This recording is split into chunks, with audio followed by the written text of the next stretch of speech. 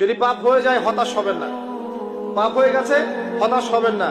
ওযু করবেন, জায়নামাজে দাঁড়াবেন, 2 রাকাত নামাজ পড়বেন, ওই পাপের কথা আল্লাহকে বলে ক্ষমা চাইবেন। ইনশাআল্লাহ আল্লাহ পাক আপনার গুনাহকে নেকি দিয়ে পরিবর্তন করে দিবেন ইনশাআল্লাহ। যতবার পাপ হবে ততবার নামাজে দাঁড়াবেন, ততবার ওযু করবেন, ততবার 2 রাকাত নামাজ পড়বেন এবং আল্লাহর কাছে ক্ষমা চাইবেন। ইনশাআল্লাহ আল্লাহ মাফ করে দিবেন। শয়তান আপনাকে হতাশ করতে চাইবে, ফ্রাস্ট্রেট করতে চাইবে। আরে তুমি অন্যায় করেছো, এত বড় বড় পাপ করেছো, তুমি পর্নোগ্রাফি দেখো, তুমি মেয়ের সাথে জেনা করেছো, তুমি মদ খাও, তুমি এই করো, তুমি কিভাবে আল্লাহর সামনে দাঁড়াবে, কোন মুখ নিয়ে দাঁড়াবে? এগুলো শয়তানের ওয়াসওয়াসা। কার ওয়াসওয়াসা? আল্লাহ পাক ক্ষমা করতে করতে ক্লান্ত হবেন না, আপনি ক্ষমা চাইতে চাইতে ক্লান্ত হয়ে যাবেন ইনশাআল্লাহ। আল্লাহ পাক এমন গফুর রহিম। এক ব্যক্তি 99টা খুন করেছে। কয়টা? 99টা খুন করে এক আলেমের কাছে গিয়ে বলেছে যে আমার কি তওবা হবে? সে বলেছে না, তওবা হবে না। সে বলেছে কি তওবা হবে না। সে আলেম ছিল না, সে আবেদ ছিল। আবেদ মানে ইবাদত করতে বেশি বেশি, খুব বেশি জ্ঞান ছিল না। আমাদের মতো আমরা কিন্তু ইবাদত বেশি করি, জ্ঞান খুব কম। তো সে ছিল আবেদ, সে বলেছে না তওবা হবে না। তো ও বেটারেও কোপ দিয়ে 100টা খুন করে ফেলেছে, 100 ফিলাপ।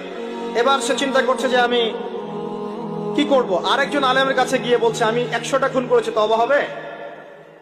এই আলেম সত্যিকারের আলেম ছিলেন, তিনি বলেন হ্যাঁ তওবা হবে, তুমি ইস্তেগফার করো এবং এই এলাকা থেকে চলে যাও, অন্য এলাকায় গিয়ে থাকো, অন্য একটা এলাকায় গিয়ে থাকো, এখানে তোমার স্মৃতি জড়িত আছে, অন্য জায়গায় হিজরত করে গিয়ে থাকো। তো সে ব্যক্তি চলে গেল, যাওয়ার পথে তার মৃত্যু হয়ে গেছে। আল্লাহ পাকের ফেরেশতা চলে এসেছে, আযাবের ফেরেশতা এবং জান্নাতের ফেরেশতা, তারা নিজেদের মধ্যে এখন তর্ক করছে কে রূহটা নেবে, আত্মাটা কে নেবে। ওই যে রূহ কাকে বলে, সায়েন্সকে জিজ্ঞাসা করেন, সায়েন্সের প্যান্ট খারাপ হয়ে যাবে, রূহ কাকে বলে উত্তর দিতে গিয়ে।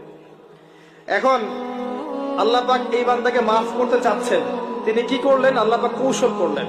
তিনি বললেন জমিনটা মেপে দেখো, ফেরেশতারা তোমরা জমিন মেপে দেখো, সে যেখান থেকে বের হয়েছে সেখানকার দূরত্ব বেশি না যেখানে যাচ্ছিল ওখানকার দূরত্ব বেশি। এবং আল্লাহ পাক জমিনকে আদেশ করলেন এই জমিন তুমি লম্বা হয়ে যাও। জমিন আল্লাহর আদেশ শোনে না? এই পাহাড় আল্লাহর আদেশ শোনে না? শোনে। পাহাড়ে যা হচ্ছে, আল্লাহ রাব্বুল আলামিনের গজব চলে আসলে এই পাহাড় দেখবেন মানুষের উপর গজব ফেলবে ইনশাআল্লাহ তাআলা। সমুদ্রের কিনারে যা হচ্ছে আমরা দেখে আসলাম যে নগ্নতা অশ্লীলতা চলছে, যখন আল্লাহ পাকের গজব আসবে দেখবেন সমুদ্র ভাসিয়ে দিবে সবাইকে দেখে নিয়ে ইনশাআল্লাহ। আল্লাহর আদেশ যখন চলে আসবে প্রকৃতি আল্লাহর কথা শুনবে। জমিনকে আল্লাহ বললেন লম্বা হয়ে যাও, জমিন লম্বা হয়ে গেল। এবার ফেরেশতারা মেপে দেখলো সে যেখানে যাচ্ছিল ওর পরিমাণটা বেশি। আল্লাহ পাক বললেন ওকে মাফ করে দাও, ওকে মাফ করে দাও। 100 খুন করেছে। কত খুন? এটা বলে আপনাকে আমি খুন করতে উৎসাহিত করছি না।